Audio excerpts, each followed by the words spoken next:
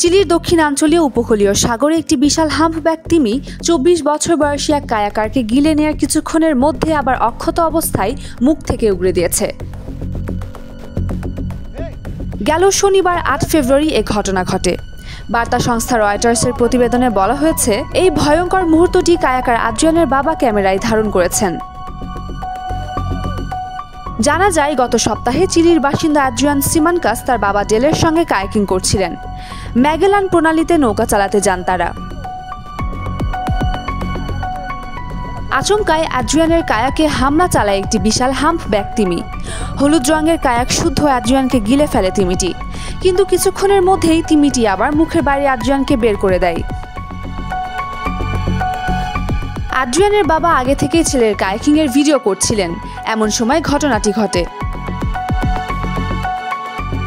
সংবাদ সংস্থা APK Adrian বলেছেন, আমার মনে হয়েছিল আমি মরেই গেছি।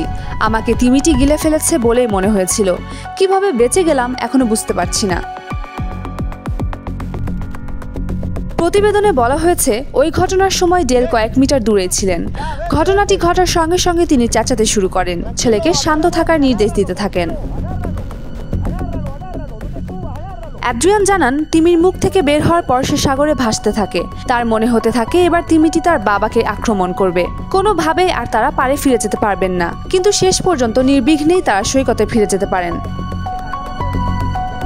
স্ট্রেইট অফ ম্যাগেলান পর্যটকদের জন্য একটি জনপ্রিয় গন্তব্য, যেখানে বিভিন্ন ধরনের বাইরের কার্যক্রম এবং উদ্ভিদ ও প্রাণী জগৎ উপভোগ করা যায়।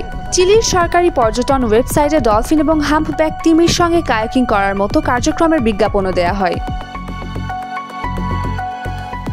ন্যাশনাল ওশানিক অ্যান্ড অ্যাটমসফেরিক অ্যাডমিনিস্ট্রেশনের মতে, হাম্পব্যাক তিমি বিশ্বের প্রধান মহাসাগরগুলোতে বসবাস করে। বিশেষজ্ঞরা বলেন, চিলির সমুদ্রে তিমি থাকলেও সাধারণত তারা মানুষের উপর হামলা চালায় না। তবে পানি যখন খুব ঠান্ডা থাকে তখন কখনো কখনো এই ধরনের ঘটনা ঘটে। উম্মের রুম্মান ক্রান্তি, ডেইলি সান।